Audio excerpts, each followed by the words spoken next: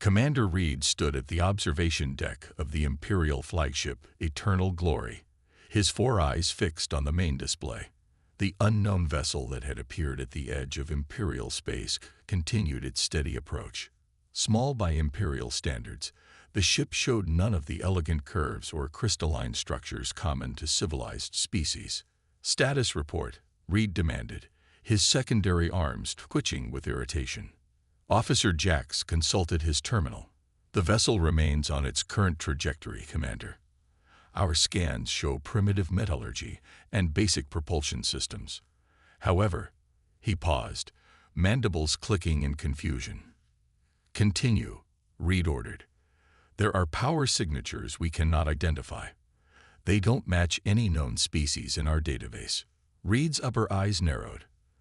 The Galactic Empire had cataloged every spacefaring race within 50,000 light-years. An unknown species was unprecedented in his 3-century career. Emperor Vorax must be informed immediately, Reed decided. "Prepare the diplomatic vessel. I will lead the first contact team myself." Captain Tom Wilson of the Earth vessel Defiance watched the massive Imperial ship through the bridge viewport. Its size alone was intimidating, easily 20 times larger than his own ship. "They're hailing us again, Captain," said Lieutenant Parker from the communication station. Wilson nodded. On screen, the main display flickered to life, revealing a being with 4 eyes, bluish skin, and multiple limbs. The universal translator struggled briefly before the alien's words became clear.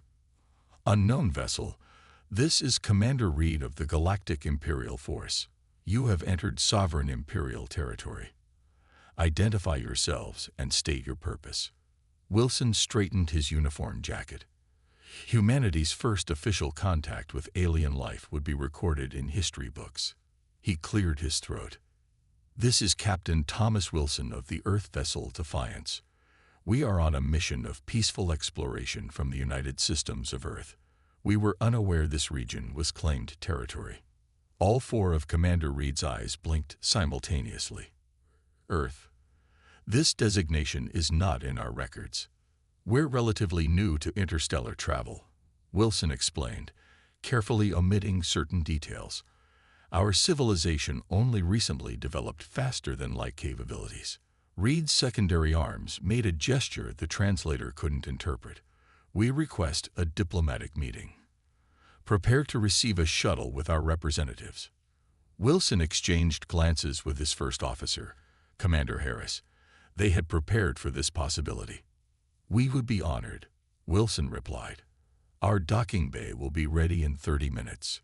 The Imperial diplomatic vessel approached the human ship with caution.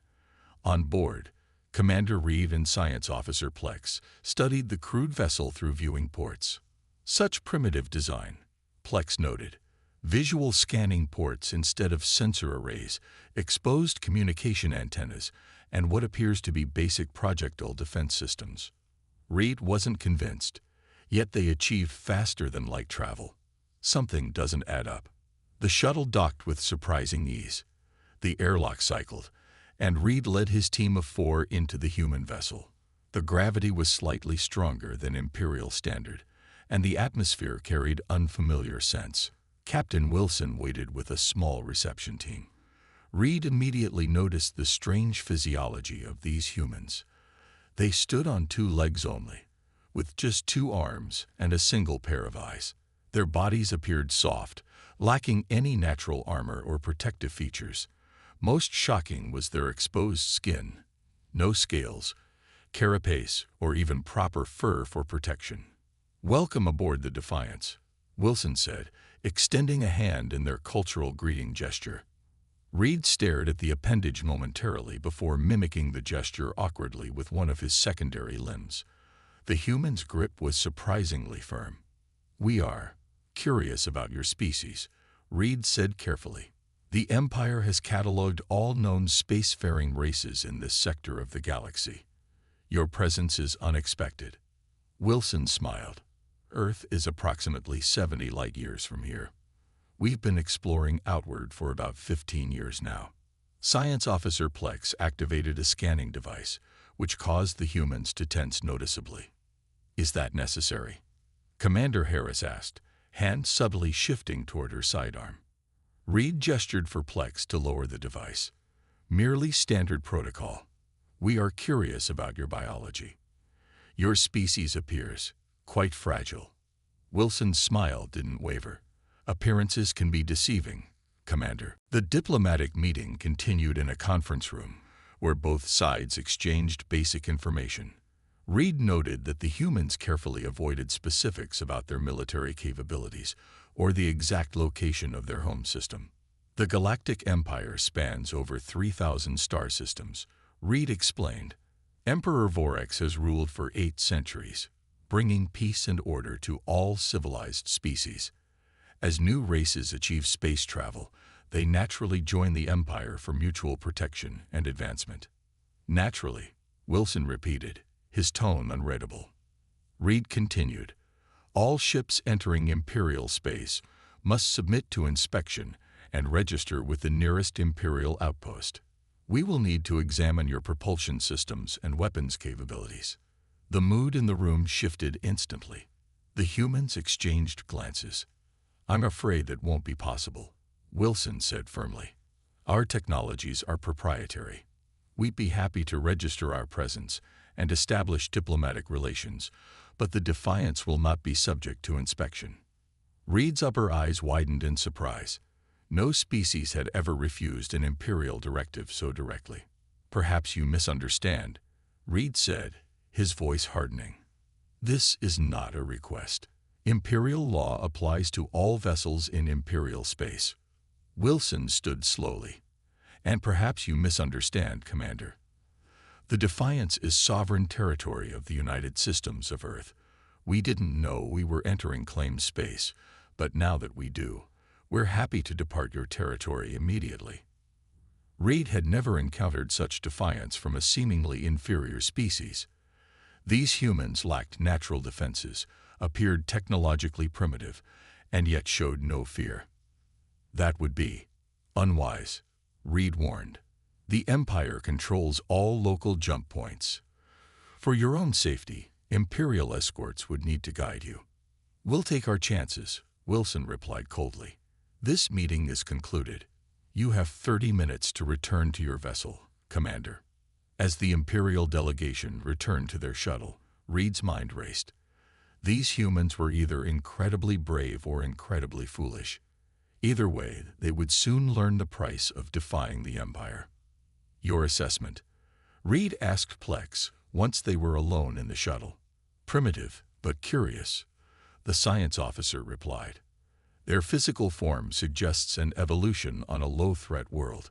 No natural weapons, minimal sensory capabilities. Their technology appears functional but basic. I believe they are overestimating their capabilities. Reed wasn't so certain. There's something in their eyes. That confidence. It reminds me of the Arcturus Rebellion. The rebellion that was crushed in a single day. Plex reminded him. Yes, Reed said, staring back at the human ship. But not before they destroyed 3 Imperial cruisers. As their shuttle docked with the Imperial flagship, Reed made his decision. Inform Admiral Grant.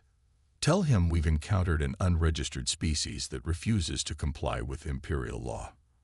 Request a light battle group to escort this human vessel to Station 9. The humans would learn respect, one way or another. The Empire had stood for millennia. What threat could one ship of soft, fragile bipeds possibly pose? Admiral Grant reviewed Commander Reed's report with growing irritation. His long fingers tapped against the polished surface of his command table as the holographic display showed the small human vessel. And you say these creatures refused direct Imperial orders? Grant asked, his crest rising slightly in annoyance. Yes, Admiral, Reed replied. Despite their apparent technological inferiority, they showed no fear. Grant snorted, a harsh sound through his breathing slits. Ignorance breeds confidence. These humans simply don't understand the power of the Empire yet. He stood to his full height, towering over Commander Reed. Assemble a containment fleet. 3 cruisers should be sufficient to teach these primitives their place. Is that not excessive for one small vessel, Admiral? Reed asked cautiously. Grant's eyes narrowed. The Empire didn't become the dominant force in the galaxy by appearing weak. We will make an example of these humans. Their ship will be dissected, their technology catalogued, and their crew will serve as appropriate specimens for the Imperial Academy's Xenobiology Department. On board the Defiance, Captain Wilson called an emergency meeting with his senior officers. Imperial forces are mobilizing, Lieutenant Parker reported. Long-range scans show 3 large vessels moving to intercept our position. Commander Harris frowned. So much for diplomatic solutions. Wilson nodded grimly. Activate Protocol Omega. All non-essential systems on standby. Prepare the Mirage system. Chief Engineer Bell spoke up. Captain, Mirage hasn't been field tested at this scale. There's a 22% chance of power grid failure. Noted, Wilson replied. But I'd rather risk a power failure than end up as lab specimens. The Empire clearly isn't interested in treating us as equals. He turned to the communications officer. Send emergency transmission back to Earth. Include all scan data of Imperial technology and read statements about their territorial claims. Market priority Alpha. The bridge crew worked with practiced efficiency. Unlike the multi-limbed Imperials who relied on genetic specialization, humans had evolved as adaptable generalists. Each crew member could perform multiple functions if needed. Message away, Captain, Parker confirmed. Quantum burst complete. Earth should receive it within the hour. Wilson stared at the tactical display. The Imperial cruisers were moving into a standard containment formation. Their tactics were predictable, likely developed against enemies with similar technological philosophy. They're still scanning us with basic electromagnetic systems, Operations Officer Garcia reported.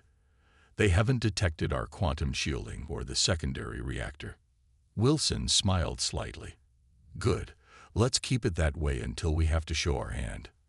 Admiral Grant watched with satisfaction as his 3 cruisers surrounded the small human vessel.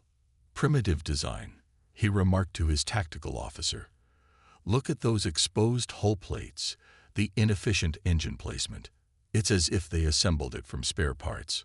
Our scans indicate their power output is minimal, Admiral. The tactical officer confirmed.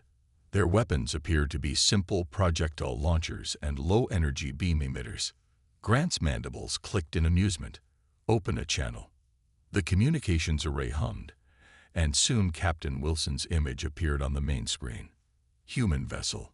Grant began, not bothering with introductions. You are surrounded by Imperial forces. Power down your engines and weapon systems.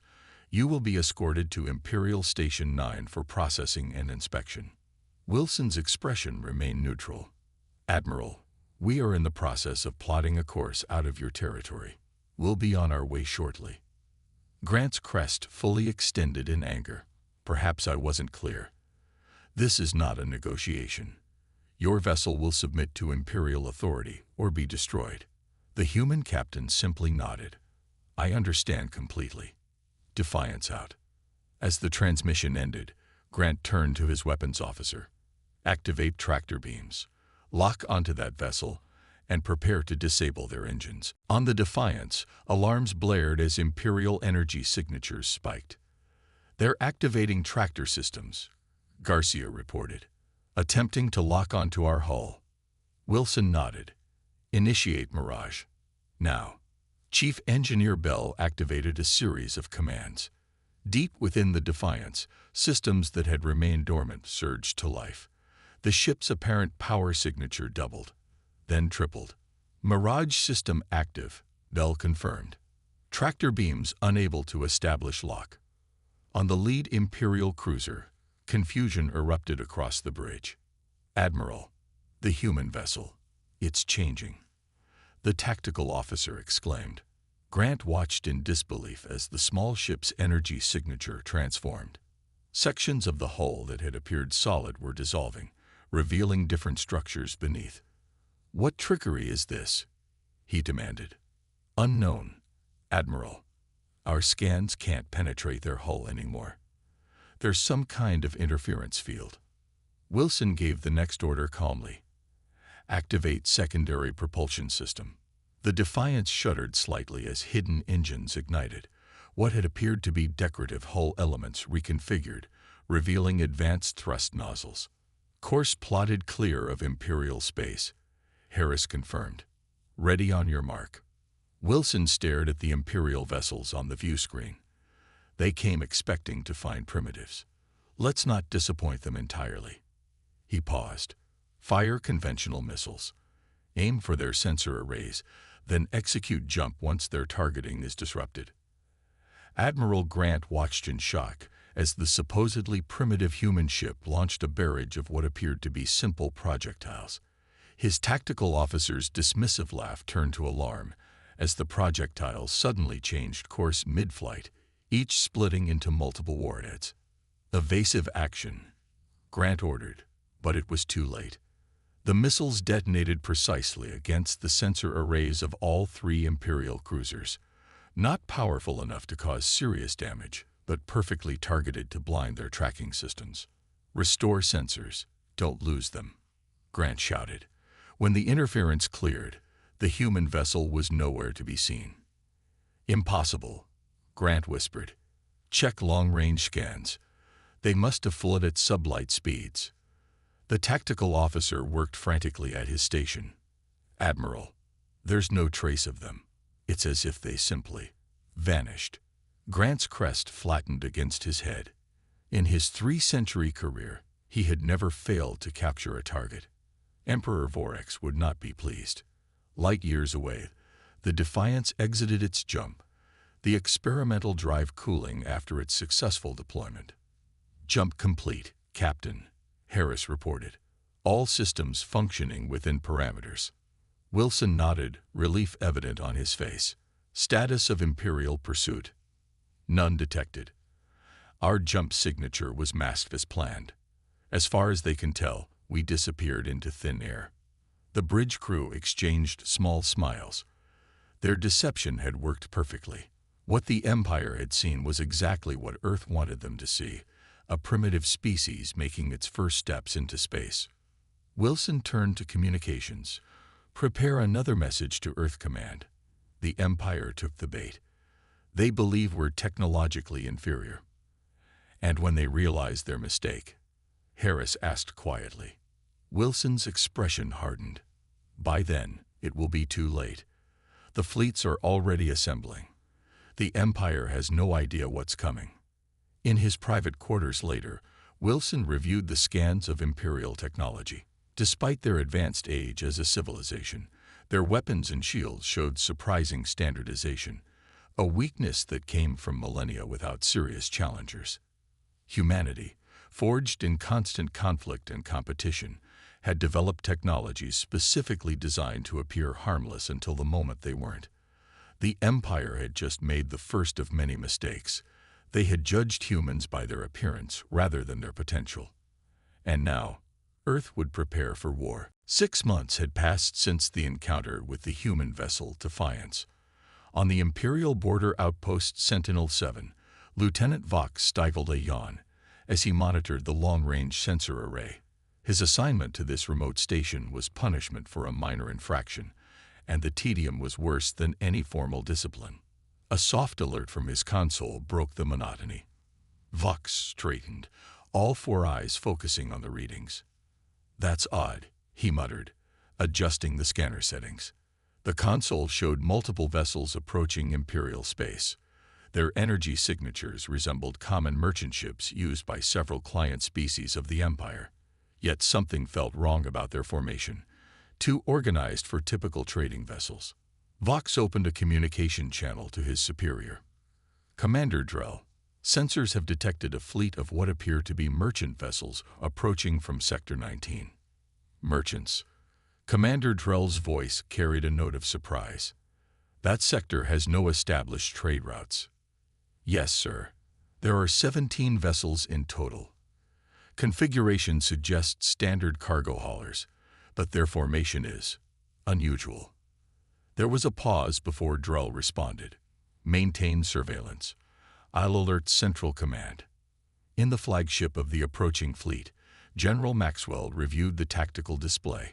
17 human ships moved in precise formation, their outer hulls disguised to mimic common merchant vessels of the galactic fringe. "Status report," Maxwell ordered. Colonel Rivers nodded crisply. "All ships report ready, General. Weapon systems are hot but masked. Transformation protocols on standby." Maxwell studied the Imperial outpost growing larger on the view screen. Intelligence gathered over the past decade had identified it as a lightly defended monitoring station, the perfect target for humanity's first strike. "The Empire believes we're still licking our wounds after that single encounter," Maxwell said. "Their arrogance will be their downfall." The bridge crew worked with quiet efficiency. Unlike the Defiance's diplomatic mission, these ships carried Earth's finest military personnel. After the encounter with Admiral Grant, Earth's combined governments had accelerated the military expansion program. Decades of preparation were compressed into months. "We're being hailed," Communications Officer Wright announced. Maxwell nodded. "Open a channel, audio only. Maintain merchant vessel protocols." Wright pressed several controls. "Channel open." "Unidentified vessels," a stern Imperial voice echoed through the bridge. "This is Commander Drell of Imperial Outpost Sentinel-7. You are entering restricted Imperial space. Identify yourselves and state your purpose immediately." Maxwell activated the voice modulator. "This is Trading Vessel Horizon. We represent the Outer Rim Merchant Collective. We seek permission to establish new trade routes through this sector." A pause followed. Maxwell could almost imagine the confusion on the Imperial commander's face. "Trading Vessel Horizon. No trade applications have been filed with Imperial authorities. All 17 of your vessels must hold position for inspection." Maxwell smiled coldly. "Of course, Commander. We'll comply immediately." He motioned for Wright to cut the transmission. "They've taken the bait," Maxwell said to his officers. "Prepare for Phase 2. Alert all ships. Transformation protocols activate on my mark." Commander Drell watched the approaching vessels with growing suspicion. Despite their compliance, something about the situation felt wrong. "Deploy inspection teams," he ordered. "And as a precaution, activate defensive systems." His second-in-command hesitated. "Sir, these appear to be simple merchants. Protocol suggests." "I'm aware of protocol," Drell interrupted. "But 17 unregistered ships appearing simultaneously is not standard merchant behavior." The second-in-command nodded and moved to comply. On the main view screen, the merchant vessels had indeed halted their approach, hanging motionless in space. "Curious," Drell murmured. "They're maintaining perfect formation even at rest. Merchant crews rarely have that level of discipline." He activated the outpost's limited combat systems. 2 patrol cruisers detached from the station, moving toward the mysterious fleet. "Sir," the sensor operator called out suddenly. Energy spike from the merchant vessels. Drell turned sharply. "What kind of spike?" "Unknown, sir. It's unlike anything in our database. The ships, they're changing." "Execute transformation now," General Maxwell commanded. Throughout the 17 ships, hidden mechanisms activated. Outer hull plating retracted, revealing weapon ports and advanced shielding arrays. Engines reconfigured from commercial patterns to military configurations. Each vessel essentially turned itself inside out, shedding the merchant disguise to reveal the warships beneath. "All ships report transformation complete," Colonel Rivers announced. "Weapons hot. Shields at maximum." Maxwell's expression remained calm. "Commence attack pattern Delta. Target their communication arrays first." Commander Drell stared in horror as the supposed merchant vessels transformed before his eyes. Where moments before had been unremarkable trading ships now floated sleek, aggressive warships of unknown design. "By the Emperor," he whispered. "Sound battle stations. Get those patrol cruisers back here immediately." His order came too late. The human warships unleashed a coordinated barrage of weapons fire. The patrol cruisers, designed for customs enforcement rather than combat, had no chance. They were disabled in seconds, their engines and weapon systems precisely targeted. They're using some kind of focused energy weapon. The tactical officer reported. Our shields can't adapt. Drell slammed his fist on the emergency beacon control. This is Imperial Outpost Sentinel-7 declaring emergency. We are under attack by unknown forces. Request immediate. The communication system exploded in a shower of sparks as the humans targeted the outpost's long-range transmitters. Their distress signal was partially transmitted, Wright reported. Imperial reinforcements will likely respond. Maxwell nodded. As expected, Phase 3 begins now. He opened a channel to all ships. All vessels, execute attack pattern Omega. Target defensive systems only. Minimal casualties. The human fleet moved with startling agility, breaking their formation to attack the outpost from multiple angles. Their weapons fired with surgical precision, disabling shield generators and weapon emplacements while avoiding life support and civilian sections. On the tactical display, Maxwell watched as Imperial defensive measures failed one by one. Earth's technology, developed in secret over decades, proved devastatingly effective against Imperial systems designed for fighting conventional enemies. Their secondary shields are adapting, Rivers warned. Our standard weapons are losing effectiveness. Maxwell had anticipated this. Deploy phase shift torpedoes. 3 ships immediately launched specialized projectiles. Unlike conventional weapons, these shifted between energy states as they traveled, making them impossible to track consistently. They passed through the Imperial shields as if they weren't there, detonating against power relays. Inside the outpost, Commander Drell held onto his console as the station shook violently. "What are these creatures?" he demanded. "How is this possible?" The tactical officer looked up, mandibles trembling. "Sir, sensors have identified the attackers. They're humans." Drell's crest flattened against his skull. "Impossible. Humans are primitives with barely functional spacecraft. The evidence is conclusive, sir. These are advanced human warships." Before Drell could respond, communication sparked back to life. Imperial Outpost Sentinel-7.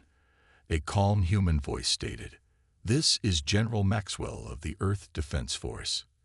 Your outpost is now under our control. All defensive capabilities have been neutralized. Surrender, and no harm will come to your personnel." Drell looked around his shattered command center. Primary and secondary systems were offline. Weapons were disabled. The patrol cruisers floated dead in space. With bitter resignation, he opened a channel. "This is Commander Drell. We surrender." As Imperial personnel were secured, Maxwell turned to Colonel Rivers. "Phase 4. Establish the forward base. We have approximately 12 hours before significant Imperial forces arrive." Rivers nodded. "Yes, General. Engineering teams are already preparing." Maxwell stared at the Imperial station on the view screen. The first real battle between humans and the Empire had ended in decisive human victory. But this was just the beginning. "Send word to Earth," Maxwell ordered. "Operation First Strike successful. Tell them, the Empire now knows we're coming." In his private thoughts, Maxwell knew that across the galaxy, Emperor Vorax would soon learn of this defeat. The Empire that had stood for millennia would face an enemy unlike any other, an enemy they had fatally underestimated because of their seemingly fragile appearance and deceptive technology. Humanity had drawn first blood. The real war was about to begin. Emperor Vorax's inner sanctum pulsed with an ominous crimson light that matched his fury. The massive being towered over his war council, 6 arms gesturing sharply as holographic displays showed the growing human incursion into Imperial space. 3 outposts fallen in 2 weeks. Vorax hissed, his voice echoing through the chamber. "A species unknown to us until 6 months ago has breached our borders, disabled our defenses, and continues to advance unchecked." Grand Admiral Thex, the Empire's most decorated military commander, stood rigidly before his emperor. The humans employ unconventional tactics, Your Eminence. Their technology appears primitive at first scan, but conceals advanced capabilities beneath. Excuses. Vorax slammed a fist against his throne, cracking the ornic material. For millennia, the Empire has crushed all opposition. We have subjugated beings from 1,000 worlds. Yet these, humans, make fools of my commanders. Imperial Science Director Mole stepped forward cautiously. Your Eminence, our xenobiologists have analyzed the limited data we have on human physiology. They evolved on a high-gravity world with no natural armor, minimal sensory capabilities, and no innate weapons. By all biological metrics, they should be primitive. Yet they are not, Vorax said coldly. Clearly our understanding is flawed. No more delays, the Emperor continued after a moment. I am authorizing the deployment of the 7th Imperial Fleet. Crush this human rebellion before it spreads further. Show them the true might of the Empire. Grand Admiral Thex bowed deeply. It shall be done, Your Eminence.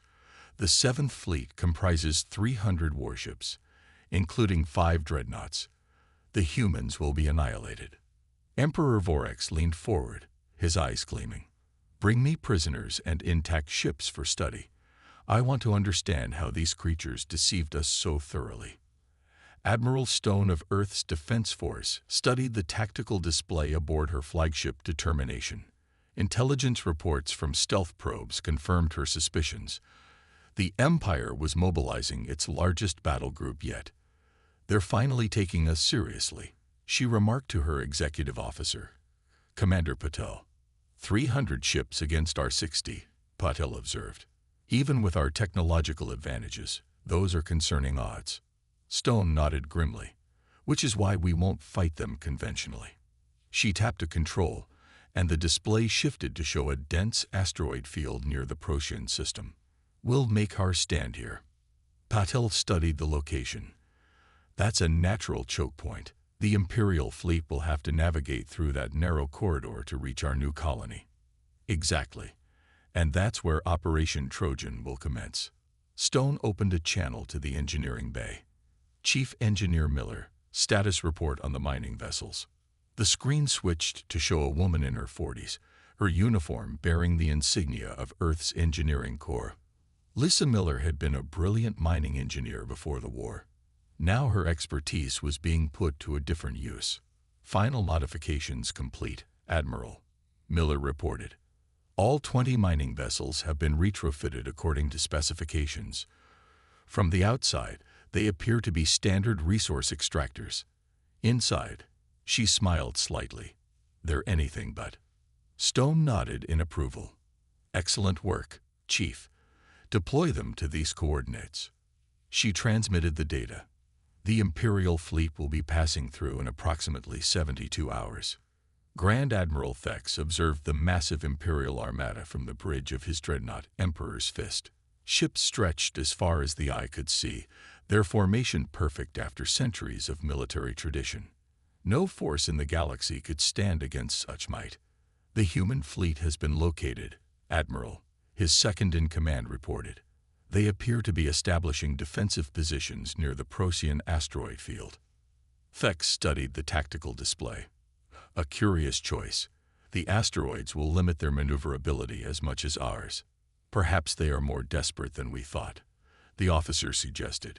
Scans show only 60 warships, plus some civilian mining vessels evacuating the area. Thex's crest rose slightly in anticipation. They are outmatched, and they know it. Set course for the asteroid field. We will crush them in one decisive battle. As the Imperial fleet approached the asteroid field, their sensors detected the human warships forming a defensive line. Civilian mining vessels moved sluggishly away from the impending battlefield, their bulky frames designed for resource extraction rather than speed. The mining vessels are moving too slowly, Thex observed. They will still be in the combat zone when we engage. The humans appear to be attempting to cover their retreat. His tactical officer noted. Their warships are positioning between us and the civilian vessels. Thex's mandibles clicked in amusement. Such sentiment will be their downfall. Prepare all weapons. Target their primary warships first. Aboard the Determination, Admiral Stone watched the Imperial fleets approach. Their formation was impressive but predictable, exactly as Earth's intelligence had suggested. "They've taken the bait," she said quietly. "The mining vessels are in position." Commander Patel nodded. "They don't suspect a thing. Chief Miller's modifications are working perfectly." Stone opened a secure channel. "All ships, execute Operation Trojan. I repeat, execute Operation Trojan." Grand Admiral Thex was moments from giving the order to fire when alarms blared across his bridge. "Admiral, energy spikes from the mining vessels." His sensor officer shouted in disbelief. "What?" Thex spun toward the display. Throughout the asteroid field, the seemingly harmless mining vessels were transforming.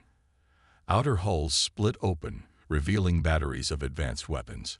Massive hangar bays that had been disguised as ore processing chambers disgorged swarms of fighter craft.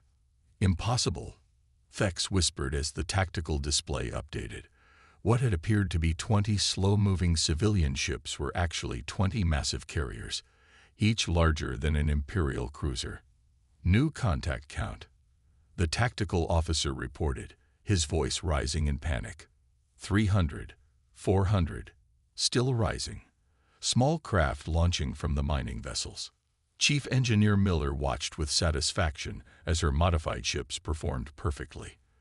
What had begun as mining vessels designed to crack open asteroids were now the backbone of humanity's counterattack. "All carrier systems nominal," she reported to Admiral Stone. "Launching fighters and assault craft now." Each converted mining vessel released dozens of human fighters. Their excavation equipment, once used to cut through asteroids, had been repurposed into weapons capable of slicing through Imperial hull plating. The Empire built their ships to withstand known weapons, Miller had explained during the planning phase. But our mining equipment operates on completely different principles. They cut matter at the molecular level. The Imperial fleet found itself suddenly surrounded. The human warships advanced from the front while hundreds of smaller craft poured from the converted mining vessels, attacking from all sides. "Evasive maneuvers," Thex ordered. "Bring dreadnoughts to bear on those carriers." But the asteroid field limited the Imperial ships' ability to maneuver. Their large capital ships, designed for open space warfare, could not bring their main weapons to bear in the confined space. The human fighters, meanwhile, demonstrated astonishing agility. They'd weave between asteroids, using the natural cover to approach Imperial ships from blind spots, then striking with their repurposed mining equipment. Imperial shields, calibrated to defend against energy weapons and projectiles, proved ineffective against the molecular cutting beams. "Admiral, the dreadnought Imperial Resolve reports critical damage to its engine section." Thex watched in horror as one of his 5 dreadnoughts listed to one side, its massive engines dark. Hundreds of tiny human fighters swarmed around it like insects, each cut precise and devastating. From the bridge of the Determination, Admiral Stone directed the battle with calm precision. The Empire had numbers and firepower, but humanity had the advantage of surprise and adaptability. "Target their command ships," she ordered. "Disable their communications first, then propulsion." Commander Patel monitored the tactical display. "The Imperial formation is breaking down. They didn't expect to fight in close quarters." Stone nodded. "An empire that hasn't faced a serious challenge in centuries loses adaptability. They've forgotten how to improvise." As the battle raged into its 3rd hour, the mighty Imperial fleet found itself in disarray. 2 dreadnoughts were completely disabled, dozens of cruisers damaged beyond repair. The human assault had been methodical and precise, targeting key systems rather than attempting to destroy ships outright. Inside his increasingly damaged flagship, Grand Admiral Thex faced the unthinkable: defeat. "Admiral," his second-in-command said quietly, "we must consider withdrawal." "Retreat." Thex hissed. "The Emperor would have my head. If we stay, he will have no fleet returned to him at all." Thex stared at the tactical display. The human forces had surrounded half his remaining ships. Their fighters continued to strike with surgical precision, disabling rather than destroying. With bitter resignation, he gave the order. All ships, disengage and retreat to rallying point Omega. This battle is lost. As the Imperial ships fled, Admiral Stone refrained from pursuing. The victory had been decisive enough. Stand down to condition yellow, she ordered. Begin recovery operations. Commander Patel reviewed the damage reports. Casualties minimal, Admiral. 12 ships damaged, 3 severely. But we've captured intact Imperial vessels for study, including a light cruiser with its databases intact. Stone nodded, satisfaction evident in her expression. Send word to Earth. The 7th Imperial Fleet has been defeated. And make sure our propaganda division gets footage to every corner of the Empire. The Emperor won't take this lightly, Patel warned. No, Stone agreed, but neither will his subject worlds. The myth of Imperial invincibility has been shattered today. Throughout the galaxy, news of the Empire's defeat would spread, carried by merchants and travelers. The impossible had happened. A species unknown 6 months ago had humbled the mighty Imperial fleet using mining ships and seemingly primitive technology. The galaxy would never be the same. The Imperial Palace on Centrax Prime had never known such silence. Courtiers and officials who normally filled the vast halls with chatter and intrigue now moved quietly, eyes downcast, fearful of drawing attention. News of the 7th Fleet's defeat had spread through the Empire like wildfire, despite official attempts to control the narrative. Emperor Vorax sat motionless on his throne, reviewing reports from across his domains. Several client worlds had already begun questioning their allegiance. 2 frontier systems had openly welcomed human diplomatic envoys. The unthinkable was happening. The empire that had stood unchallenged for millennia was showing cracks in its foundation. The humans have requested peace talks, Grand Vizier Lorix informed him, his voice carefully neutral. Vorax's upper eyes narrowed. Peace, after they invaded our territory and destroyed half our fleet. According to their communication, they claim they never intended war, Lorix said. They state that our aggression against their exploration vessel forced them to take defensive measures. Defensive, Vorax hissed. They call the destruction of 3 outposts and the crippling of the 7th Fleet defensive. Lorix hesitated before continuing. They've sent terms, Your Eminence. They request a meeting on neutral ground. The human delegation would be led by the captain of their first contact vessel, the one that encountered Commander Reed 6 months ago. Vorax fell silent, his inner eyelids closing briefly in thought. The Empire had never negotiated with an enemy that had dealt them a military defeat. Such a precedent was dangerous. Yet the alternative, continued conflict with these unpredictable humans, might prove even more costly. What do our intelligence services say about human capabilities? He finally asked. Lorix activated a holographic display. Analysis of captured battle footage suggests they've been disguising their true technological level. Their apparent primitive design conceals advanced systems. Most concerning is their adaptability. They appear to rapidly modify their tactics and technology to counter our advantages. After long moments of consideration, Vorax made his decision. Arrange the meeting. I will hear these humans speak, but strengthen our core defenses. If this is a deception, they will not find us unprepared again. Captain Tom Wilson adjusted his formal uniform as the Earth diplomatic vessel approached the neutral meeting station. After months of conflict, he was returning to where it all began, face to face with the empire that had dismissed humans as primitive only to discover their error too late. Nervous? Asked Ambassador Reyes, the official diplomatic representative for Earth. Wilson smiled slightly. Just thinking about how far we've come in 6 months, from being nearly captured by Admiral Grant to negotiating as equals. Equals is generous, Rice replied.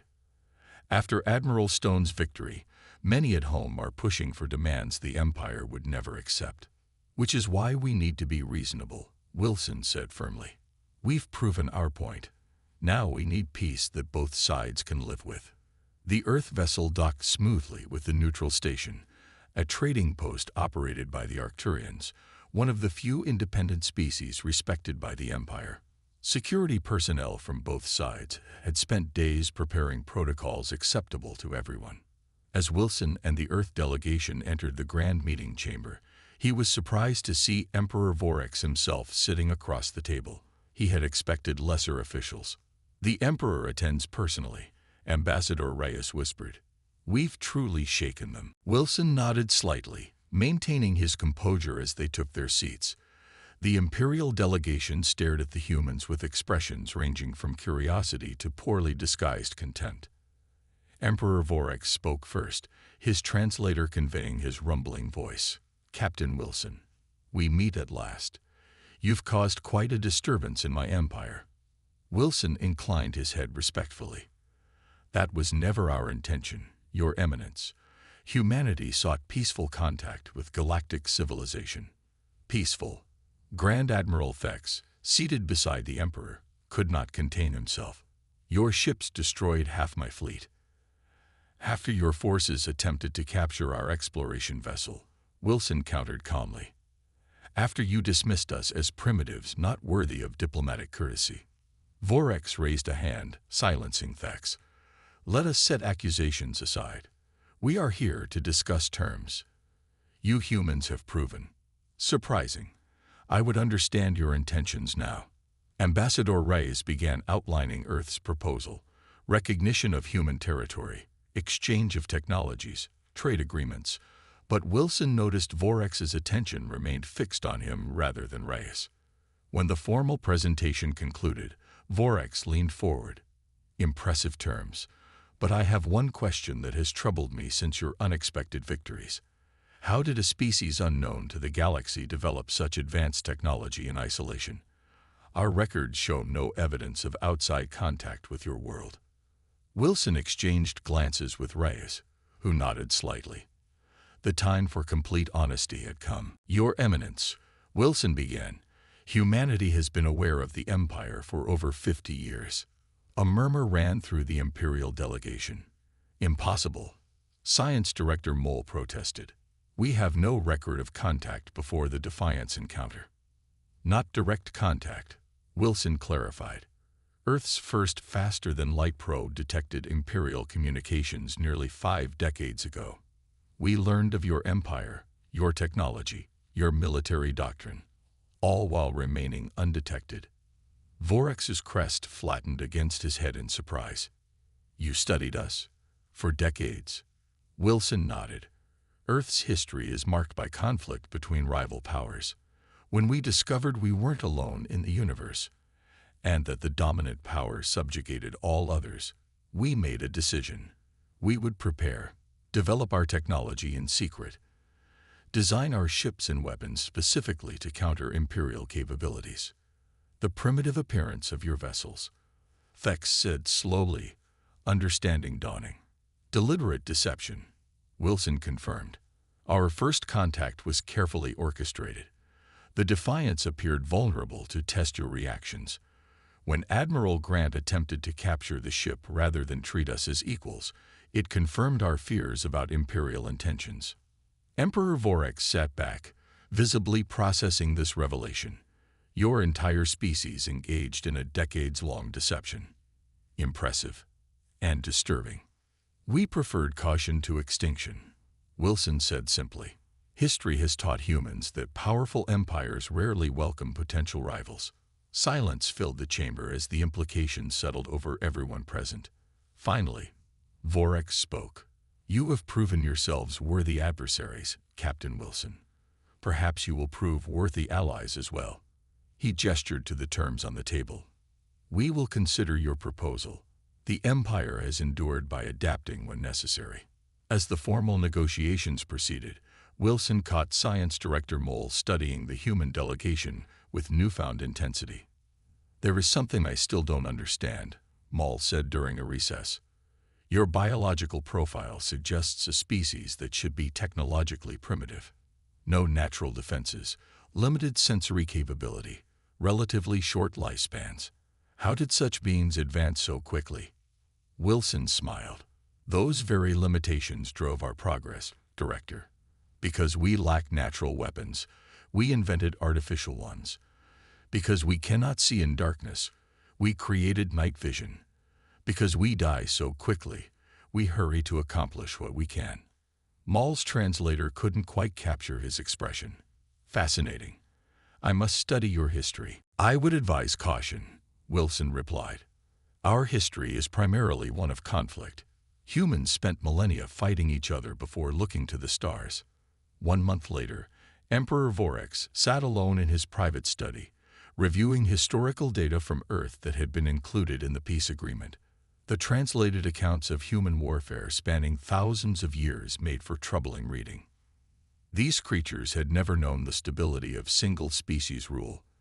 They had fought among themselves using increasingly destructive weapons, developed technologies specifically for warfare, and somehow emerged unified, despite their violent past.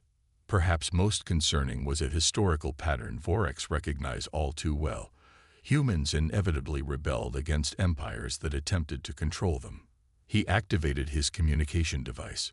Grand Vizier, inform the High Council that I have approved the human peace terms. We will recognize their territorial claims and establish formal diplomatic relations. As you command, Your Eminence, came the reply. May I ask what swayed your decision?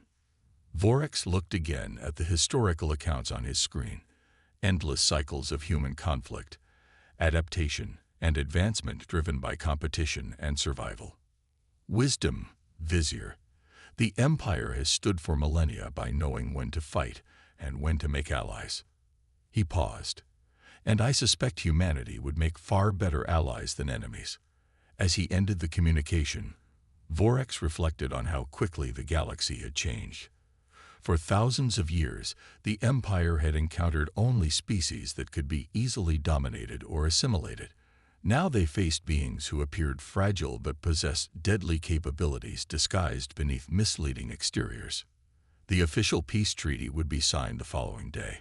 The imperial news feeds would proclaim it as a magnanimous gesture from Emperor Vorax, welcoming the new species into the galactic community. Few would know the truth, that for the first time in recorded history, the Empire had been forced to recognize another power as its equal. In the depths of space, human and imperial ships now passed each other cautiously, each studying the other with newfound respect and wariness. The age of imperial dominance was ending. A new era of galactic politics had begun, and it had all started with a single thought aboard an imperial vessel 6 months ago. There's no way that's a human warship, right? The red alert siren wailed through the corridors of United Earth Command Headquarters. Admiral Harris glanced up from his holographic display, his weathered face illuminated by flashing emergency lights. The distress beacon was real and urgent. Sir, we've confirmed the signal. It's the research vessel Horizon. Last known position at the edge of the Cygnus sector, reported Communications Officer Taylor, her fingers dancing across the control panel. Admiral Harris nodded grimly. The Horizon was one of Earth's most advanced research vessels, with a crew of 37 brilliant scientists and engineers. They had been mapping an uncharted region when their regular transmission suddenly stopped 3 days ago. Play the message, Harris ordered. The room fell silent as a scratchy voice filled the command center. This is Captain Bell of the UES Horizon. We've encountered something. Unknown vessels approaching. Our engines are damaged. We need immediate assistance. There's something strange about these ships. There. The message cut to static. That's all we received, sir, Taylor said. It repeats every 12 minutes. Harris paced the floor, his mind racing through protocols and available resources. How far are they from the nearest military outpost? Too far, sir. At least 4 days at maximum speed. And our closest vessel. Lieutenant Cooper consulted his screen. The UES Mercy is currently in the neighboring sector, sir. Rescue and medical vessel under Captain James Walker. They could reach the Horizon in approximately 18 hours. Harris nodded. The Mercy was perfect, a state-of-the-art rescue ship designed specifically for deep space emergency operations, and James Walker was one of their best. Send the coordinates to the Mercy, and have the Defender and Protector divert to provide escort. I don't like the sound of unknown vessels. Yes, sir. Captain James Walker stood on the bridge of the UES Mercy, studying the distress coordinates with a frown. At 42, Walker had spent more than half his life in space. His calm demeanor and steady hand had saved hundreds of lives over the years. The crew called him the Rock behind his back, a nickname he pretended not to know about. "Captain, we've received the mission brief from command," said his first officer, Lieutenant Emma Reed. "They want us to investigate a distress call from the research vessel Horizon." Walker nodded. "Set course immediately. Maximum speed.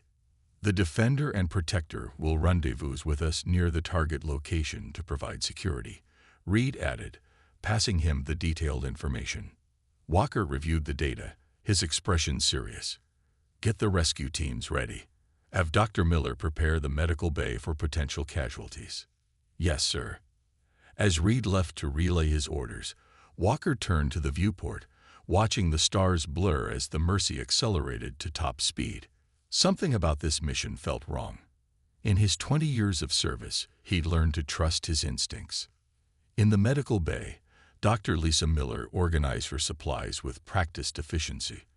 At 36, she was the youngest chief medical officer in the fleet, known for her brilliant diagnostic skills and steady hands under pressure. "Doctor, the captain wants us prepared for rescue operations," said her assistant, Ben. Lisa nodded. "Let's set up for multiple trauma scenarios, full burn units, pressure injuries, and radiation exposure protocols. Better over-prepared than surprised." As her team transformed the medical bay into an emergency trauma center, Lisa reviewed the Horizon's crew manifest. 37 souls, scientists mostly, with minimal combat training. If they'd encountered hostiles. Her thoughts were interrupted by the arrival of Security Chief Mark Davis. Tall and imposing, Davis had been a Marine before joining the rescue fleet. "Doc, I'm coordinating with your team on extraction procedures," he said. "If there's a threat present when we arrive, we'll need to work fast." "My people will be ready," she assured him. "How bad do you think it is?" Davis's expression was grim. The captain's concerned. The message mentioned unknown ships, but gave no details. Command hasn't had contact with anyone out this far. Lisa felt a chill. The universe was vast and mostly unexplored. Humanity had encountered other intelligent species before, but those contacts had been peaceful, if sometimes awkward. Could this be different? 18 hours later, the Mercy decelerated as it approached the Horizon's last known coordinates. The military escorts, Defender and Protector, had arrived just minutes earlier and taken flanking positions. "Scan the area," Walker ordered. "Any sign of the Horizon or other vessels?" The sensor operator, Rodriguez, worked her console. "Picking up debris, sir. And, yes, I have the Horizon. Still intact, but showing significant damage to the engine section. Life support appears to be functioning, but at reduced capacity. Any other ships?" "No, sir, not at present." Walker studied the tactical display. The debris field suggested a violent incident, not an accident. "Communications. Try to raise them." After several attempts, Rodriguez shook her head. "No response, Captain."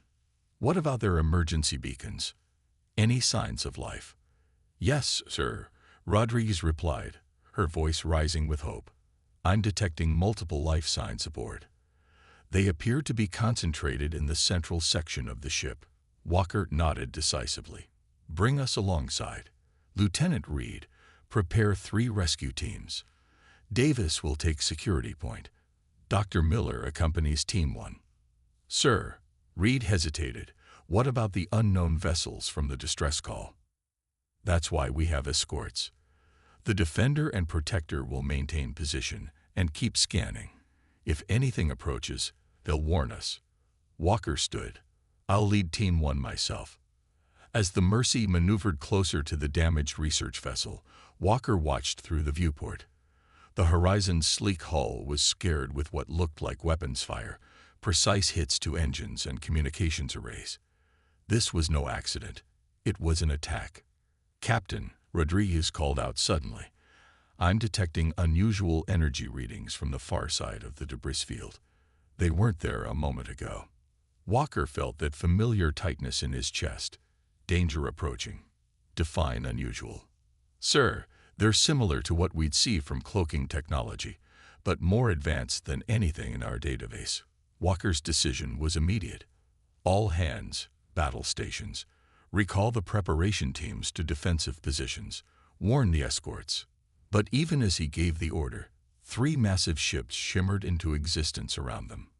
Black, angular vessels with hulls that seemed to absorb light rather than reflect it. Their design was utterly alien. "Sir, they're charging weapons," Rodriguez shouted. Walker's mind raced. His ship was built for rescue, not combat. The escorts were outgunned, but the Horizon still had survivors. "Shields to maximum. Get between those ships and the Horizon," he ordered, "and send an emergency burst transmission to command. Tell them we've made first contact, and it's hostile." As the alien vessels opened fire, Walker knew their rescue mission had just become something far more dangerous. And if they survived, Earth would need to know what they were facing. The true test was about to begin. The first blast struck the UES Defender before its crew could react. The escort ship's shields flared brilliant blue for 3 seconds before collapsing entirely. The second blast tore through its hull like paper. "Defender is hit," Rodriguez shouted as alarms blared across the Mercy's bridge. "They've lost power to all main systems." Captain Walker gripped the command rail, mind racing through options, each worse than the last. "Status of the Protector." "Moving to engage, sir. They're trying to draw fire away from us." Through the viewport, Walker watched the smaller escort ship dart between the alien vessels, its weapons firing continuously. The alien ships barely seemed to notice. "Get us closer to the Horizon," Walker ordered. "Prepare for emergency docking. We still have a rescue mission to complete." Lieutenant Reed stared at him. "Sir, with all due respect."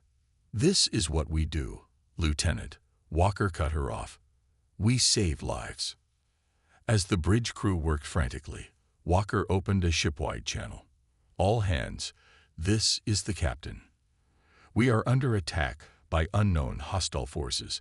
We will proceed with our mission to rescue survivors from the Horizon. Security teams to emergency stations. Medical teams stand by." This is not a drill. In the medical bay, Dr. Lisa Miller felt the ship shudder from a glancing hit. Equipment rattled on the shelves as the artificial gravity fluctuated momentarily. "Ben, secure those supply cabinets," she ordered calmly while checking the trauma bays. Years of emergency medicine had trained her to function under pressure. "Everyone, trauma suits on. We may lose atmosphere in sections." The medical team moved with practiced efficiency despite the fear on their faces. Lisa sealed her own trauma suit, designed to allow medical procedures even in vacuum conditions. The comm unit on the wall crackled to life with Security Chief Davis's voice. "Medical team, prepare to receive multiple casualties. First team is about to board the Horizon." "We're ready," Lisa replied. "How bad is it out there?" A pause. "Bad. The Protector is holding them off for now, but those alien ships, I've never seen weapons like these." Lisa checked her emergency kit one last time. "Save who we can, Mark. That's all we can do." The Mercy shuddered as it maneuvered alongside the damaged research vessel, extending docking tubes to create a stable passage between ships. Walker led the first rescue team himself, Davis at his side. "Atmospheric pressure in the Horizon is unstable," Davis reported, checking readings on his suit. "We'll need to move fast." Walker nodded to the team of 6 security personnel and 3 medical technicians. "Remember, survivors first. Any data or research is secondary." As they cycled through the airlock and entered the Horizon, Emergency lighting cast long shadows through smoke-filled corridors. The internal damage was worse than scans had indicated. Entire sections were open to space, sealed off by emergency bulkheads. Life signs concentrated in the central lab and crew quarters, Davis said, consulting his scanner. This way.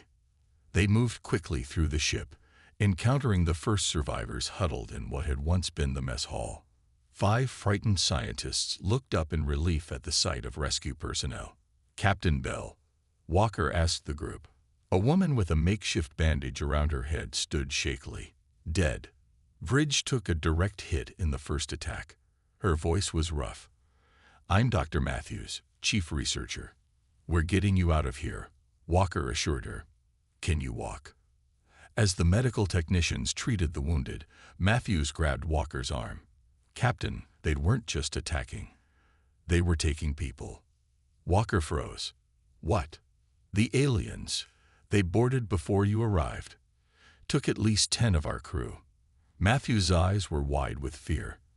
They specifically targeted our genetics team. A cold feeling settled in Walker's stomach. Did you see them? The aliens? Matthews nodded slowly. Tall, gray skin. They seemed curious, like we were specimens. She shuddered. There's something else. The research data. They didn't get it. What research? We found something out here, Captain. Matthews lowered her voice. A massive construction. Some kind of staging area. We documented everything before they attacked. Walker made a quick decision. Where's the data? Secured in the main lab, along with more survivors. On the bridge of the Mercy, Lieutenant Reed watched in horror as the protector erupted in flames, breaking apart under concentrated fire from the alien vessels. Both escorts lost. She reported into the comm. Captain, we've got 3 hostiles closing in. Our shields won't last much longer. Walker's voice came back, tight with tension. We've found 12 survivors so far. There's a secure lab ahead with more. 5 minutes. Reed looked at the tactical display. They didn't have 5 minutes. I'll try to buy you time. She turned to helm control. Evasive pattern delta. Use the debris field for cover. As the Mercy began to move, one of the alien ships broke off to follow. Its strange weapons fired again, blasting through the debris field. They're targeting our engines, Rodriguez called out. They don't want us to leave.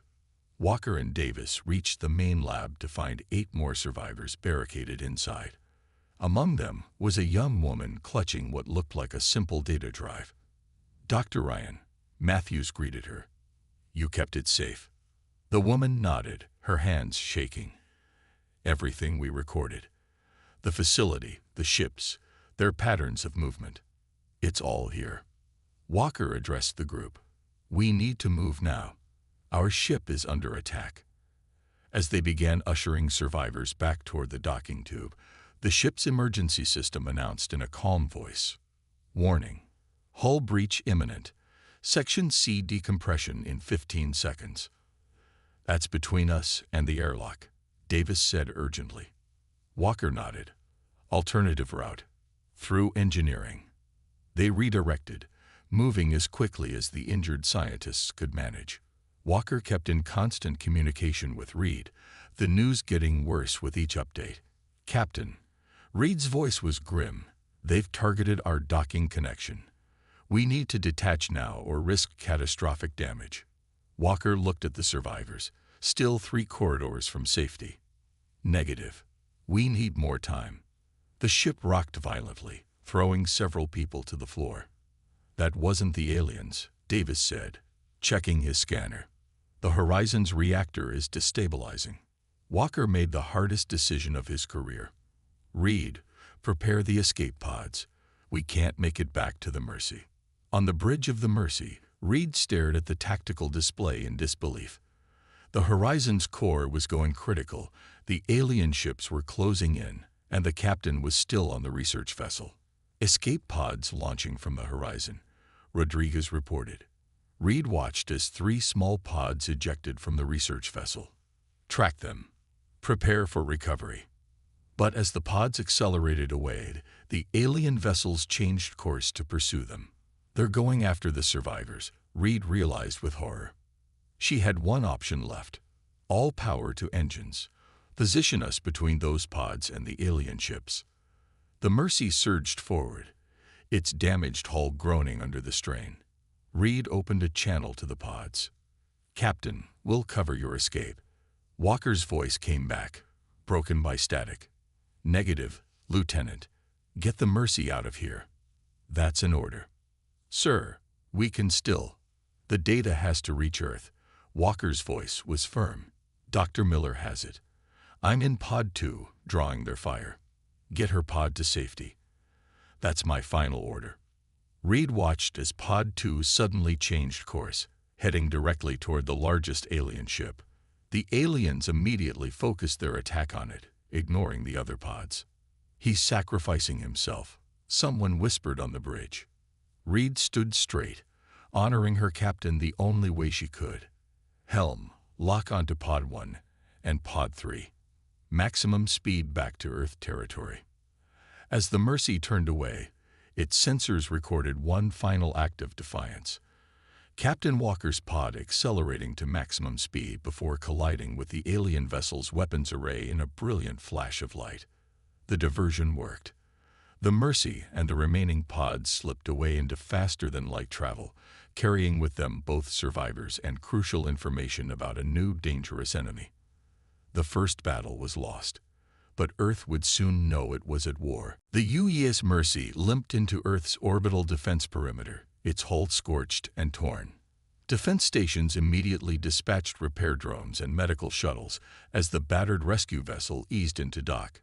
News of the attack had traveled ahead, and a crowd of military officials waited in the arrival bay. Lieutenant Reed stood at attention as Admiral Thomas Stone approached. The Admiral was a legend in the fleet, a tall, imposing man with steel-gray hair and eyes that had seen too much war. He had also been Captain Walker's mentor. "Report, Lieutenant," Stone said, his voice deceptively calm. Reed swallowed hard. "Sir, Captain Walker and 23 others lost in the attack. 14 survivors recovered from the horizon, plus 11 of our own crew." Stone's expression didn't change, but something flickered behind his eyes. "And the hostiles?" "Unknown species, sir. 3 vessels with technology beyond anything we've encountered. They attacked without warning or communication." The Admiral nodded toward the medical shuttle where Dr. Lisa Miller was helping transfer the injured survivors. "I understand there's data we need to see." "Yes, sir. Dr. Miller has it secure." Stone moved toward the medical shuttle, Reed following close behind. When they reached Dr. Miller, she was finishing treatment on one of the Horizon scientists. "Doctor," Stone addressed her, "I need that data immediately." Miller looked up, exhaustion evident on her face. "With respect, Admiral, these people need medical attention first." "And they'll get it," Stone assured her. "But if what I've heard is true, we may be facing an imminent threat to Earth itself." Miller hesitated, then pulled a small data drive from her pocket. "Dr. Ryan from the Horizon entrusted this to me. She said it contains everything they discovered." Stone took the drive carefully. "Lieutenant Reed, Dr. Miller, come with me. We need to view this immediately." The command center of Earth Defense Headquarters was locked down. Only the highest-ranking officers present as the data from the Horizon played across the main screen. Dr. Matthews, still bandaged but insistent on being present, narrated what they were seeing. "We discovered this structure about 3 light-years beyond the edge of charted space," she explained as images showed an enormous artificial construction floating in deep space. "At first, we thought it might be abandoned technology from a previous civilization." The next images showed dozens of alien ships moving around the structure. "Then we observed these vessels. We kept our distance, using passive sensors only, but after 3 days of observation, they somehow detected us." Admiral Stone leaned forward. "How big is this structure?" "Massive, sir. Our estimates suggest it could house thousands of ships and potentially millions of individuals. The design and purpose appear to be—" She hesitated, military in nature. The room fell silent as the implication sank in. A staging area, Stone said quietly. For what? Dr. Ryan, who had insisted on joining despite her injuries, spoke up. For invasion, Admiral. We intercepted and partly decoded some of their communications. They refer to this region as Harvest Space. They've been taking ships for years, not just ours. She tapped commands into the console, bringing up new images. These showed what appeared to be laboratories with various alien species in containment units. Among them were unmistakably human forms. They're studying us, Dr. Ryan continued. All of us. Different species from different worlds. We believe they're assessing threats and resources. Dr. Miller stepped forward. There's more, Admiral. The final data packet contains medical scans of one of their ships. The Horizon managed to get detailed readings during the initial encounter. She pointed to specific sections. Their biology is unlike anything in our databases, but their technology, parts of it seem adapted from other species. They're scavengers, Stone concluded, taking what they want from others. Not just scavengers, Dr. Matthews corrected. They're methodical, strategic. They call themselves the Vex in their communications, and they don't see other species as equals. They see us as specimens, resources to be studied and harvested. General Ward, head of Earth's military forces, spoke for the first time. How many ships do they have? From what we observed, at least 300 in that facility alone. And there could be more elsewhere. The command center erupted in urgent discussions. Some officers argued for immediate diplomatic contact, others for preparing Earth's defenses. Admiral Stone silenced them with a raised hand. What happened to Captain Walker exactly? Lieutenant Reed straightened. He sacrificed himself to ensure our escape, sir. Used his pod as a weapon against their lead ship to buy us time. Stone nodded slowly. And they were attacking a rescue mission. An unarmed research vessel. They took prisoners for study. He turned to General Ward. These aren't the actions of a civilization interested in diplomacy. 2 days of heated debate followed in Earth's United Council. Political leaders from around the world argued over the appropriate response. Some favored caution and attempted communication. Others demanded immediate military action. In the end, they compromised. Earth would attempt to establish contact while simultaneously preparing for the worst. The diplomatic message was simple, a request for peaceful communication and the return of any human captives. It was broadcast toward the coordinates of the alien structure in all known formats.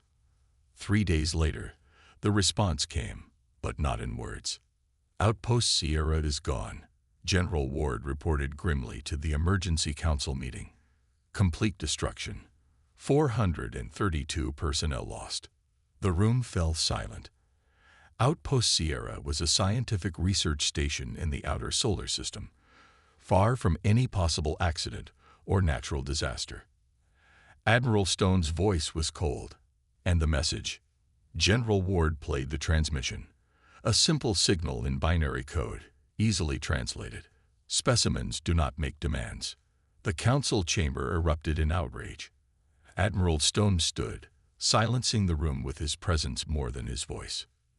They've made their position clear. They see us as lab rats, not equals. He turned to the world president. Madam President, I request activation of Defense Protocol Omega. The president's face was ashen, but her voice remained steady. Explain for those unfamiliar with the protocol, Admiral. Full military mobilization. Every ship, every weapon, every resource directed toward one goal, ensuring the survival of humanity. Stone's eyes swept the room. They'd studied us enough to know where our outposts are. The research vessel wasn't their first encounter with humans, just the first one with survivors who made it back to warn us. Dr. Miller, invited to the meeting as a witness, spoke up. The Horizon data shows they were particularly interested in human genetics and neural patterns. Their labs had more human specimens than any other species. Special interest in humans. The president asked. Yes, Miller confirmed. And based on dated records we found, they've been studying us for at least 7 years. The revelation sent a chill through the room. 7 years of abductions and experiments, all unknown to Earth until now. The president stood. The vote is called. Activation of Defense Protocol Omega requires 2/3 majority. The vote was unanimous. Admiral Stone was given command of Earth's response force that same day. As he left the council chamber, he paused beside a memorial wall where the names of lost ships and crews were inscribed. With a steady hand, he traced the freshly added name, Captain James Walker. "I taught you everything I knew about space, James," he said quietly. "Now you've taught me the final lesson. Some enemies can't be reasoned with." He turned to Dr. Miller, who waited nearby. "We'll need everything you learned from their attack patterns, everything about their technology." Miller nodded. "Already working on it, Admiral. One of the Horizon scientists noticed something about their stealth systems before they were attacked. A vulnerability we might exploit." Stone's expression hardened into resolve. "Then let's get to work. Operation Righteous Fury begins now." As they walked away, neither noticed the small alien probe that had infiltrated Earth's defensive perimeter, silently recording everything it saw before transmitting back to its masters. The Vex now knew Earth was preparing for war. What they didn't know was just how terrible humanity's vengeance would be. Admiral Stone stood in the massive underground facility known simply as the Forge. 3 weeks had passed since the vote to activate Defense Protocol Omega, and Earth was transforming at an unprecedented pace. Below him, thousands of workers moved like ants across factory floors that stretched for miles. Robotic assembly lines constructed ship components, while engineers tested new weapon systems. The air hummed with activity and purpose. "Quite a sight, isn't it?" General Ward said as he joined Stone at the railing. "Every weapons factory on the planet is running at full capacity. 6 new capital ships completed, 15 more under construction." Stone nodded. "And the special modifications being implemented as we speak. Dr. Miller's team has been working nonstop." The mention of Dr. Miller drew Stone's attention to the research section of the facility. After surviving the attack on the Mercy, Lisa Miller had been appointed head of a special division tasked with understanding Vex technology. "Let's see how they're progressing," Stone said. The 2 men made their way through security checkpoints to the research wing. Inside the main laboratory, they found Dr. Miller examining what appeared to be fragments of alien metal, debris recovered from Captain Walker's final act of defiance. "Admiral." She greeted him without looking up from her work. Dark circles under her eyes revealed weeks of minimal sleep. "Progress report ready as requested." Stone took the offered data pad. "Talk me through it, Doctor." Miller gestured to the fragments. "These are components from the Vex stealth system. When Captain Walker rammed their ship, the collision damaged their cloaking array." She pointed to specific sections. "The technology is remarkable, but it has a fundamental flaw." "A flaw we can exploit?" General Ward asked. "Absolutely," Miller confirmed. "Their stealth system bends light around their ships, making them invisible to normal sensors. But it creates a specific energy signature at the quantum level, something our standard equipment isn't designed to detect." She led them to a testing chamber where technicians were installing new devices on what appeared to be a torpedo casing. "We've developed quantum resonance scanners that can detect their cloaked ships. And these," she indicated the torpedo-like devices, "are modified EMP weapons calibrated specifically to disrupt their stealth systems." Stone studied the weapons with approval. "How many can we produce?" "With current resources, enough to equip our entire fleet within 2 weeks." "Make it 1 week," Stone ordered. "We've intercepted communications suggesting increased Vex activity near their staging area." Miller nodded. "We'll make it happen." As they left the laboratory, Stone turned to General Ward. "What's the status of the misinformation campaign?" Ward smiled grimly. "Proceeding according to plan. We've deliberately leaked reports of shield vulnerabilities and outdated defensive systems through channels we know are compromised. Our military responses appear disorganized and panicked, and our actual preparations hidden. The new fleet is assembled in the shadow of Jupiter, out of sight from any observation. Strike teams are ready. If the Vex are watching, they see exactly what we want them to see: a frightened civilization scrambling to mount a defense. Stone allowed himself a small smile. Good, now show me the flagship. The journey to Jupiter's shadow took less than an hour in the high-speed military shuttle. As they approached the hidden fleet, Stone felt a sense of grim satisfaction. Before them floated Earth's response to the Vex threat, 60 warships arranged in perfect formation. At the center was the UES Retribution, the largest warship humans had ever constructed. "My God," Ward whispered. 3 weeks ago, half of these ships were still in pieces. Stone nodded. Never underestimate humans with a purpose. Their shuttle docked with the Retribution, where Commander Robert Jackson waited to greet them. Jackson had been Walker's friend and classmate at the academy. "Admiral on deck." Jackson called as Stone entered the bridge. The crew snapped to attention. "At ease," Stone said, taking in the advanced command center. "Status report, Commander. Ship at 98% readiness, sir. Weapons systems fully operational. Miller's quantum scanners installed and calibrated. Crew at full complement." Stone nodded with approval. "And the special modifications?" Jackson led him to a secure tactical room off the main bridge. Inside, a holographic display showed detailed schematics of the Vex staging area, compiled from the Horizon's data. "The Retribution has been equipped with an enhanced version of the quantum resonance technology," Jackson explained. "Not just for detection, but for targeting. We can hit their cloaked ships with pinpoint accuracy." He brought up another schematic showing a massive weapon array along the Retribution's spine. "The main cannon has been modified to fire a concentrated quantum disruption wave. When triggered, it will disable all Vex stealth systems within range, rendering their entire fleet visible." "Range? Half a light year, sir." Stone studied the schematics carefully. "And our other advantages? We've analyzed their attack patterns from the Mercy incident. They're predictable, overconfident in their technology. They don't expect resistance because they've never encountered it before." Jackson brought up tactical simulations. "Our ships have been programmed with countermeasures for every strategy they've shown." "What about the research specimens?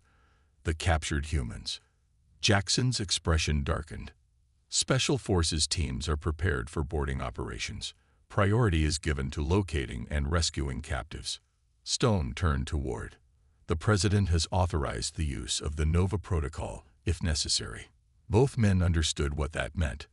The Nova Protocol was Earth's most destructive weapon, capable of triggering an artificial supernova. It was a last resort, only to be used if Earth itself was threatened with destruction. "Let's hope it doesn't come to that," Ward said quietly.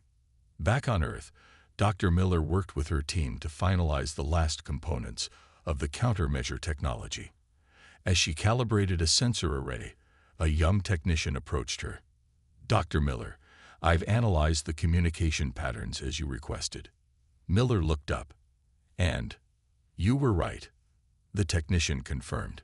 "The Vex transmissions show a 30-second cycling pattern in their encryption. There's a brief window where their communications are vulnerable." Miller immediately sent the findings to Admiral Stone. This was the final piece they needed: a way to listen to enemy communications during battle. In her private quarters that night, Miller looked at a photo of the Mercy's crew, taken just days before the mission. Captain Walker stood in the center, his steady gaze looking directly at the camera. "We're ready, Captain," she whispered. "They won't see us coming." On the bridge of the Retribution, Admiral Stone received the final intelligence report. Vex ships were mobilizing around their staging area. The leaked misinformation had worked. They were preparing to launch what they believed would be a surprise attack on an unprepared Earth. Stone opened a channel to the entire fleet. "All ships, this is Admiral Stone. For 3 weeks, we have prepared while letting our enemy believe we are weak. They attacked an unarmed research vessel. They destroyed a rescue mission. They took our people as specimens for their laboratories. He paused, letting his words sink in. Tomorrow, they will learn what happens when humanity is pushed too far. When they see our fleet, it will be the last thing many of them ever see. We are not specimens. We are not prey. We are humanity, and we will show them the meaning of vengeance. Throughout the fleet, crews made final preparations. Weapons were checked, systems tested, and personal messages sent to loved ones on Earth. No one had illusions. Many would not return, but none would falter. The Vex were coming to harvest. Instead, they would meet the full fury of a species that had spent its entire existence learning how to fight and survive against all odds. Earth was ready. The Vex invasion fleet emerged from faster-than-light travel at the edge of Earth's solar system. 300 warships arranged in attack formation, their black hulls absorbing the distant sunlight. Aboard the lead vessel, the Vex commander surveyed the tactical display with what passed for satisfaction in its species. Their intelligence had been perfect. Earth's defensive grid showed minimal activity, just a scattered collection of outdated ships and orbital platforms. The humans had no idea what was coming. "Begin the approach," the commander ordered. Stealth systems at maximum. The massive fleet advanced slowly, their cloaking technology hiding them from conventional detection. Occasional bursts of encrypted communication passed between vessels, all showing the same confidence. This would be a simple harvesting operation. They had no idea they were being watched. Deep in the shadow of Jupiter, Admiral Stone stood on the bridge of the Retribution, observing the quantum resonance scanner displays.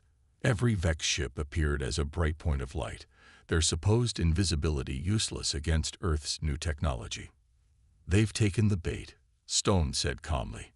"All ships maintain position. Let them commit fully to the approach." Commander Jackson nodded. "They're arranging into harvest formation, just as the simulations predicted." The bridge was silent as they watched the enemy advance. The Vex ships were spreading out to surround Earth, positioning themselves for what they believed would be an overwhelming surprise attack. "Signal the fleet," Stone ordered. "Prepare to execute Operation Righteous Fury on my mark." Throughout the hidden Earth fleet, crews moved to battle stations. On the Retribution, Dr. Miller monitored the quantum disruption cannon from a specialized control room. "Disruption cannon charged and ready, Admiral," she reported. "Firing solution calculated." Stone checked the tactical display one final time. The Vex were fully committed now, their ships beginning to power up weapon systems as they prepared to decloak and attack. "Now," Stone said softly, "let's show them what humanity is capable of." The Vex commander was moments away from giving the order to decloak when alarms blared across the command deck. Before it could react, a massive energy wave washed over the entire fleet. "Stealth systems failing," a subordinate reported in their clicking language. "All vessels becoming visible." "Impossible," the commander hissed. "There are no." The words died as the tactical display updated. Where moments before there had appeared to be nothing but empty space, now 60 Earth warships appeared, arranged in a perfect battle formation. At their center was a vessel larger than any the Vex had ever encountered from humans. "Unknown human fleet detected," another subordinate called out. "They were waiting for us."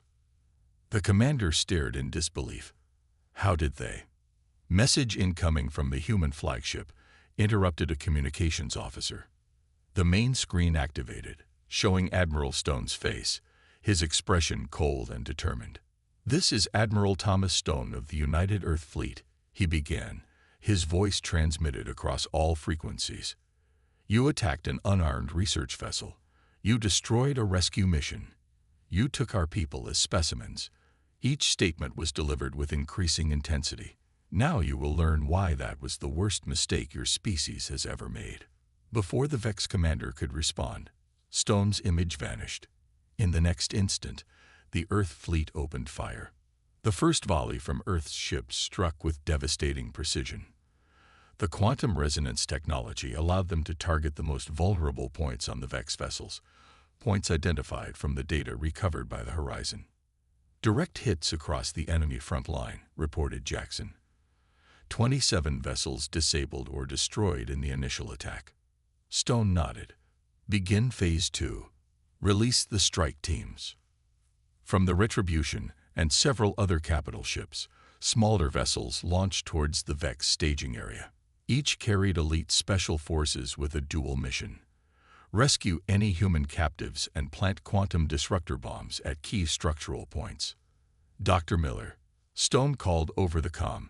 Status of the enemy communications. In her control room, Miller monitored the encryption patterns. Their communication security is failing, Admiral. We're intercepting their orders. They're trying to regroup around their command vessel. Perfect. Target the secondary formation with EMP weapons. I want their ship-to-ship coordination disrupted. The battle unfolded exactly as Earth had planned. The Vex, accustomed to overwhelming unprepared opponents, found themselves outmaneuvered at every turn. Their formations were broken, their communications disrupted, their stealth systems, their greatest advantage, rendered useless. Inside the Vex staging area, team leader Alex Reyes led his squad through dark corridors, following the life sign readings on their tactical display. Lab section ahead, he reported quietly. Multiple human signatures detected. They breached the sealed door to find rows of containment units, each holding a human in suspended animation. Among them were the missing crew members from the Horizon. Begin extraction, Reyes ordered. Medical team, prep them for transport. Demo team, set charges as planned. As his team worked, Reyes moved to the central control console. Using translation software developed from the Horizon data, he accessed the Vex research logs. What he found chilled him to the bone. The Vex had been experimenting on humans for years, trying to understand what made them different from other species they had encountered. They were afraid of us, he realized as he read further. They saw something in humans that scared them. According to the logs, the Vex had been disturbed by humanity's rapid technological advancement and remarkable adaptability. They had accelerated their harvesting operations specifically to prevent humans from becoming a threat. Too late for that, Reyes murmured as he downloaded the data and planted the final charge.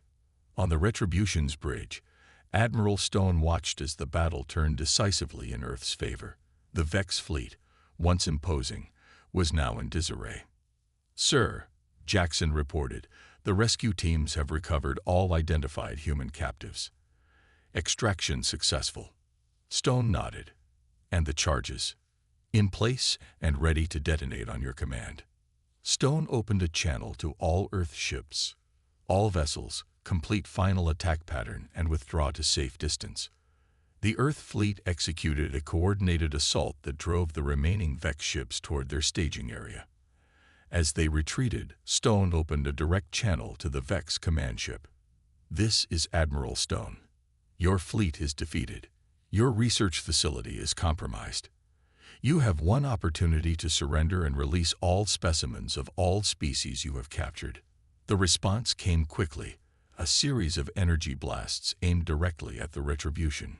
Stone's expression hardened. As expected, they don't understand diplomacy. He turned to Jackson. Signal the strike teams to detonate the charges. Across the massive Vex staging area, quantum disruptor bombs activated simultaneously. The resulting chain reaction tore through the structure, releasing energy equivalent to a small supernova. The Vex command ship and their remaining vessels were caught in the expanding wave of destruction. 3 days later, aboard the Retribution, Dr. Miller stood beside Admiral Stone as they watched the rescued captives being treated in the medical bay. Among them were scientists from the Horizon, still alive after their ordeal. The Vex kept extensive records of their operations, Miller said, reviewing the data Reyes had recovered. There are coordinates for at least 5 more of their facilities throughout this sector of space. Stone nodded slowly. Then our work isn't finished. No, sir, Miller agreed. But they'll be expecting us now. Good, Stone said. Let them expect us. Let them fear us. The next time they see an Earth vessel, they'll remember what happened here. He turned to the view screen, looking out at the stars beyond. We need to contact the other species they've been harvesting. Form alliances. No one should be treated as specimens. And if we encounter more Vex. Stone's gaze was steady. Then we'll respond the same way. Earth protects its own, and we protect those who cannot protect themselves. On the main communications channel, an encoded message was prepared for broadcast across all known space. It contained images of the battle, recordings of the Vex research logs, and a simple statement. This is a message from Earth to all who would threaten us or others. We came to space in peace. We sent scientists to learn. We dispatched rescue ships to save lives.